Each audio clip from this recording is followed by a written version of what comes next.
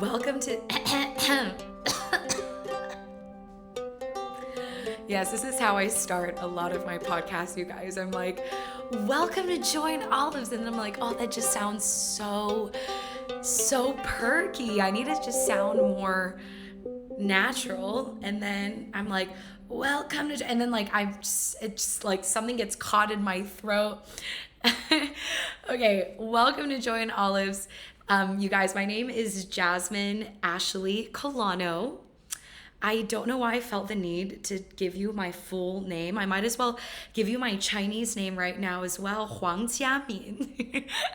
I don't know, maybe I just feel like I need to make it a little bit more official because we are now entering the 40th episode of this podcast, which is insane.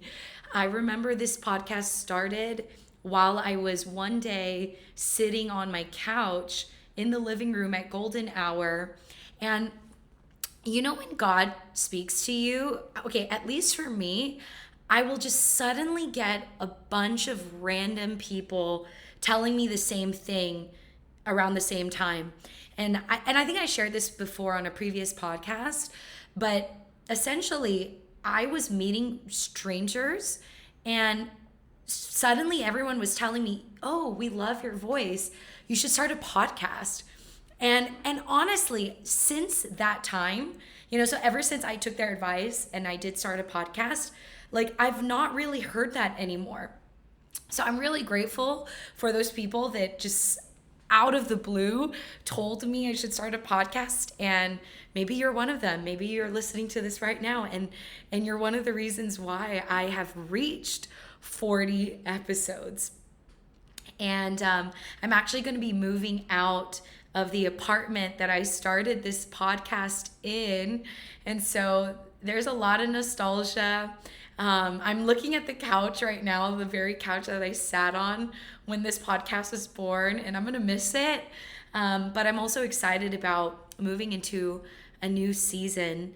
And, the number 40 in the Bible is about crossing over. It's about moving out of the wilderness into the promised land, because the Israelites wandered around in the desert for 40 years, even though it didn't need to take that long.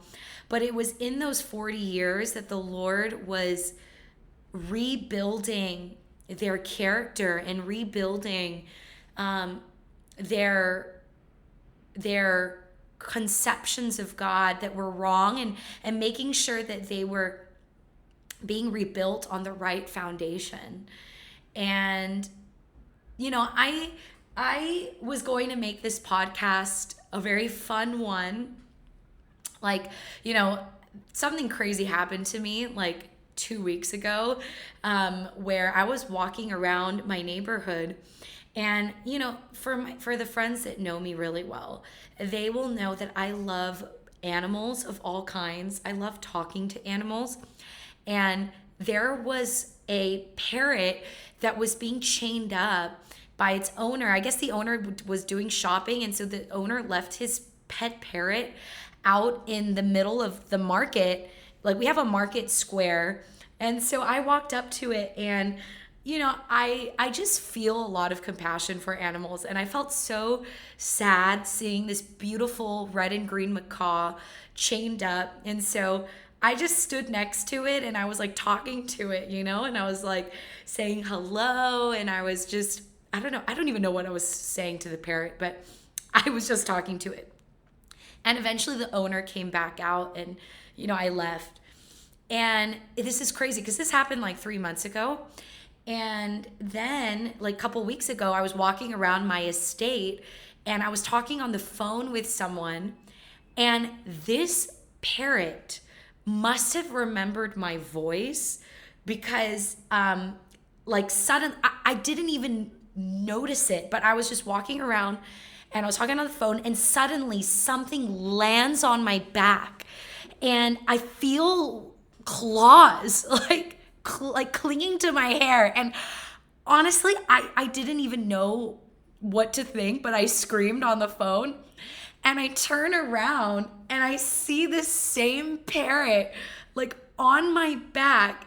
And I mean, like, okay, so I calmed down. Like, I mean, thank God it wasn't like, I don't know, some big cockroach or some like animal. Like, I was like, oh, it's a big parrot. And so I kind of like, the parrot could sense that I was uncomfortable. And so he hopped to the ground.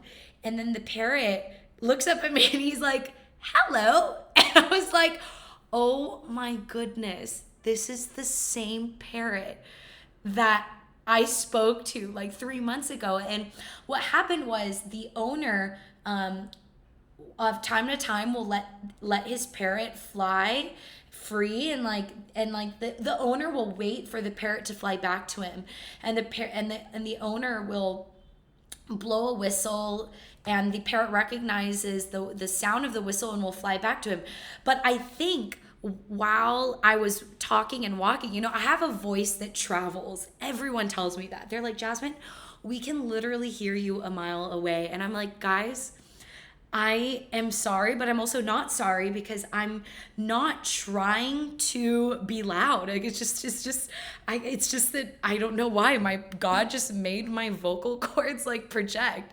If anything, I wish I spoke more quietly, and it would just help my throat a lot more too. But I'm just so used to talking like this. But anyways, I think this parrot heard my voice and it recognized me because because I had like spent, I think it was like 5 to 10 minutes talking to it 3 months ago. And yeah, like the parrot was so friendly. Like it seemed genuinely so happy to see me again.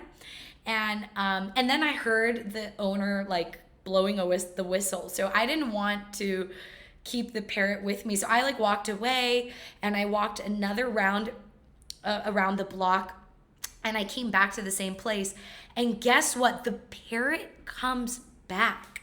And the parrot flies to my back again. And I'm like, parrot, like, I don't want your owner to think that I'm trying to steal you. And so like he hopped back to the ground again, and he actually did bite me, but it wasn't painful. It was like a love bite. I've heard that parrots do that. So he gave me a little nip on my shoulder before hopping back to the ground. And, I talked to it some more, and then I eventually left. And my dad was like, oh, you should have spoken to the owner. But I had to go, and so I didn't have the time to. So I just I was originally just going to, make an episode, talk about this crazy experience that I had of a parrot just landing on my back out of nowhere. And by the way, guys, it was a big parrot, okay? It's not one of those little parakeets. Like, this bird has a wingspan of about like, I don't know, like a meter. It's a big bird. So to have a bird just land on you out of nowhere is like, I mean, it was one of the craziest things that's ever happened to me in my life. And I was going to just, talk about how God surprises us in that way, and that sometimes when we pray to God, we think God doesn't hear us, but he does. Just like this bird. Like, I honestly, when I was talking to the bird 3 months ago, I did not think this bird was registering anything I was saying. Like, it was looking at me with blank eyes. And it did say hello, because I think that's the only word this parrot knows how to say. But like, yeah, this bird just did not look like it was registering anything. And like, yeah, 3 months later, lo and behold, it literally remembered me. And that's why it was so persistent. It kept trying to fly towards me, and it kept saying hello, hello, hello, hello. And I was like, oh my goodness, I recognize your voice now. I remember you, bird. Good to see you again. Yeah, and so I like, that was just going to be the point of this episode. But I've decided that there's something more important that I would like to share. And that is, like I was telling you guys at the beginning of this episode, when God wants to speak to me, he will use the same like he will use different sources. It could be people, it could be, just something that I read online, but he'll just repeat the same message to me like 4 to 5 times so that I get the message. Kind of like that bird, coming up to me going like, hello, hello, hello, hello. And like, it was only after the bird said hello like many times that I was like, oh my gosh, you're the same bird that I saw. So, okay. Basically yesterday I was cooking, and normally when I'm cooking in the kitchen, I'll have a podcast playing, like a Christian, it doesn't have to be a Christian podcast, but it just so happened that I had a Christian video playing on YouTube that I was listening to that was really interesting. And then, the video ended, and, usually YouTube will play an ad. And then because I was cooking, I had my hands full and I couldn't skip the ad, so I just let them play. And then suddenly, YouTube just recommended some other Christian podcast video, which just started playing on its own. And to be honest, like I didn't really like the topic, and so I was going to skip it. And the Lord like spoke to me. He's like, "No, don't skip it. Like just listen to it." So, I listened to the whole thing while cooking, and at the very end, the podcast host and her guest, they read this chapter of the Bible called Isaiah chapter 53. And that was it. And like, I finished my cooking, the podcast ended, and I didn't think anything else of it. Okay. The next day, I was at a Bible study, and the topic that that we were all talking about, reminded me of Isaiah 53 because I had just listened to it yesterday, right? When I was cooking and listening to the podcast. So during my Bible study today, I was like, we were going over a topic, and I was like, you know what? I think Isaiah 53 would be really helpful, and maybe I should share it with my Bible study group. But I like forgot the thought, and it just kind of faded. Well, in our Bible study, we decided to watch an episode out of the TV show The Chosen, and lo and behold, at the end of the episode, Jesus quotes Isaiah 53, and I'm like, whoa, like, so that reminded me, okay, I have to share it with the group now. So, okay, I share Isaiah 53 with the group, and I tell them the story. I'm like, hey, I was watching a random podcast yesterday. Isaiah 53 came up. Then today, like this very quick thought came to me that I needed to share this with you guys. And then it appears in the TV show. Okay, and then that was it. And yeah, so I closed, the Bible study ends, and I open my Bible because I follow a Bible plan, and I normally don't know what is coming up next. And guys, would you believe it? My Bible plan reading for today is Isaiah 53. So basically, I've encountered Isaiah 53 4 times without trying in the last day. And so clearly God wants me to read this chapter. And to be very honest with you guys, Isaiah 53 is not, I have read this chapter before. It's not my favorite chapter in the Bible because it's a really sad chapter, or at least it starts off really sad and then it ends beautifully. But it is a chapter about the Son of Man, which is a name that Jesus often called himself. The Son of Man going through sorrows and pains so that he could take our grief upon himself. And I think this is such a relatable chapter, at least for me in my life at the moment, because I'm going through just some trials, and I'm not going to go into detail over this podcast, but just some difficult things. And I was kind of asking God, like, God, I'm not sure why you're not answering as quickly as I would like you to. And it was so interesting. So, okay, I won't go into the details, but I will say one of the trials is financial.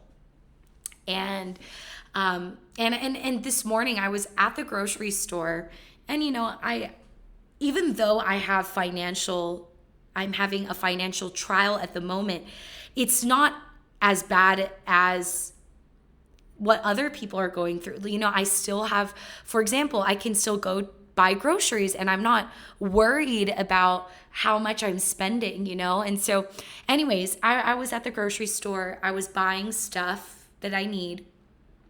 And I saw a man, and I don't know why, but he just captivated my attention. He was in the bread aisle. I was in the bread aisle too.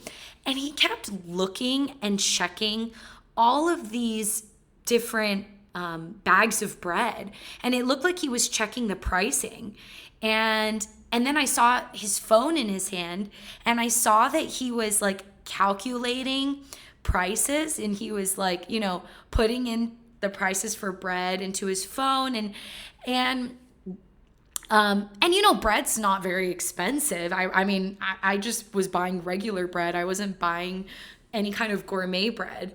And I was just looking at this man, and suddenly it occurred to me that, maybe this man was going through a financial challenge, and that's why he was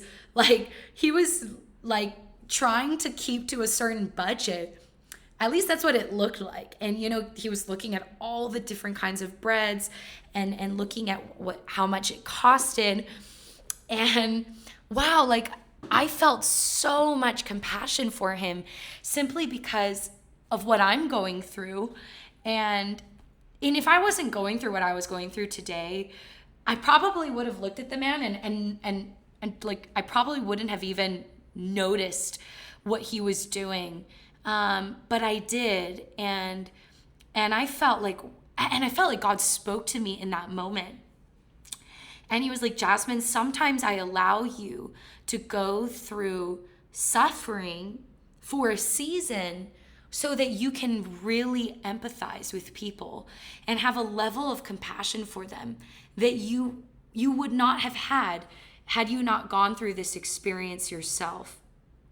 And it's just like Jesus. If you go and read Isaiah 53, which is a prophetic passage about Jesus's suffering that would take place 700 to 800 years later, it talks about Jesus being rejected by man, and that he was the Son of God, but he went through woundings. He was crushed on our behalf, and he was a man well acquainted with grief.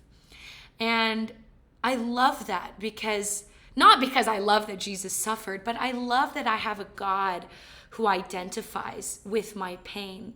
So I want to just end this episode by saying that, you might be hoping that this season of misery comes to an end soon, like I am, but never forget that you have a God who is walking with you. He's not looking at you going through this season, watching you from a distance and just saying, yeah, I hope you, good luck to you. I hope you get through this. But he's saying, let me walk with you through this. I am well acquainted with every form of human grief. I know what it feels like, and I'm not going to let you go through this alone.